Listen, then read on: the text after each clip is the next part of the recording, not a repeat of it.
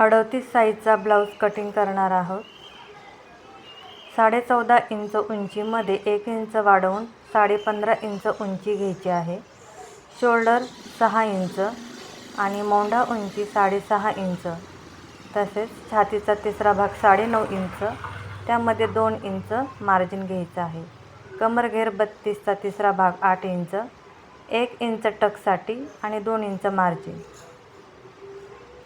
आकृतीत दाखवल्याप्रमाणे आखून घ्यायचं आहे। मोंढ्याचा आकार देताना शोल्डरपासून ते फिटिंगच्या मापापर्यंत गोल आकार आखून घ्यायचा आहे।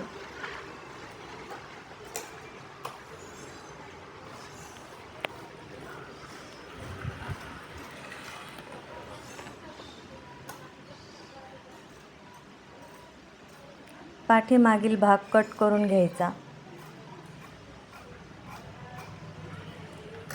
उरलेल्या अस्तरवर आकृतीत दाखवल्याप्रमाणे पाठीमागील भाग ठेवायचा आहे।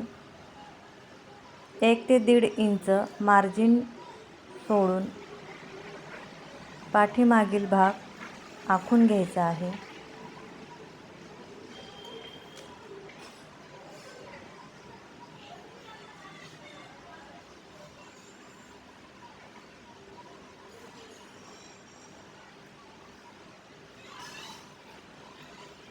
मोंढ्याकडील साईडला 1 इंच आणि बॉटमला 2.5 इंच मेजरमेंट सोडून तिरकस आकार देऊन घ्यायचा आहे।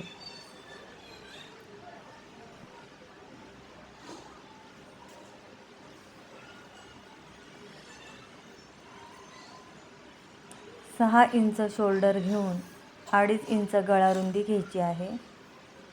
गळा उंची 6.5 इंच आहे। गळा रुंदीची बॉटम 3 इंच घ्यायची आहे। तिरकस चौकोन आखून त्यामध्ये गोलाकार देऊन घ्यायचा आहे। बॉटमच्या गळा रुंदी आणि पूर्ण उंचीचा बॉटम तिरकस जोडून घ्यायचा आहे आणि पुढील मोंढा आखून घ्यायचा आहे।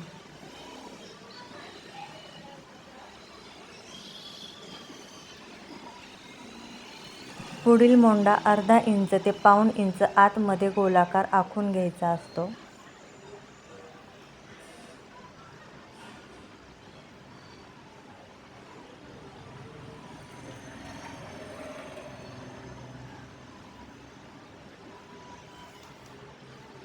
शोल्डरपासून 11 इंच उंचीवर टक्स पॉईंट घ्यायचा आहे।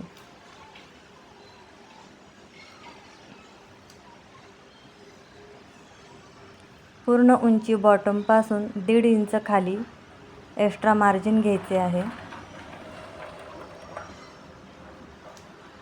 पूर्ण उंचीच्या बॉटमला एक्स्ट्रा मार्जिनपासून आखून घ्यायचे आहे।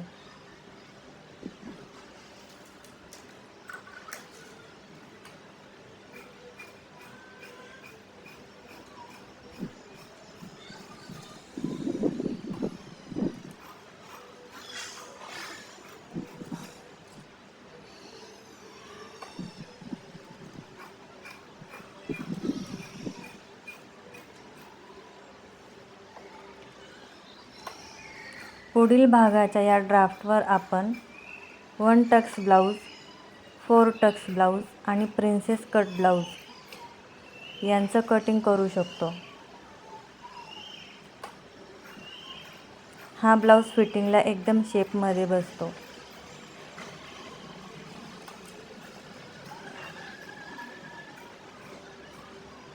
गळा उंची जास्त असेल तर शोल्डर 5.5 इंच घेतला तर शोल्डर उतरत नाही।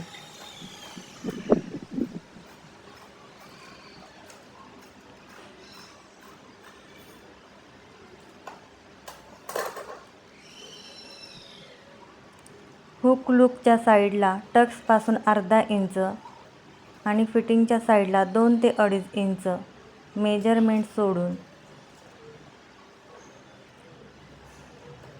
आकृतीत दाखवल्याप्रमाणे टक्स आणि प्रिन्सेस कटचा शेप देऊन घ्यायचा आहे।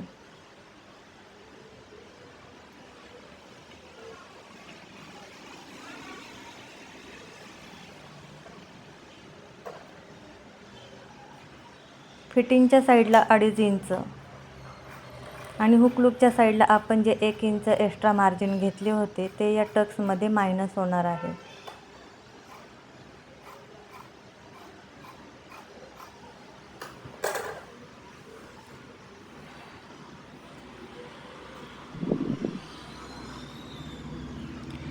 बाहीच्या उंचीसाठी अस्तरवरती 10.5 इंचमध्ये 1 इंच वाढवून 11.5 इंच उंची कट करून घ्यायची आहे. अस्तरची घडी कमी असल्यामुळे बाहीची रुंदी अस्तरच्या घडीमध्ये बसत नाही. छातीचा तिसरा भाग 9.5 इंच एवढी घडी आपल्याला बाहीसाठी घ्यायची आहे. त्यासाठी आधी बाहीला जॉईंट देऊन घेऊयात.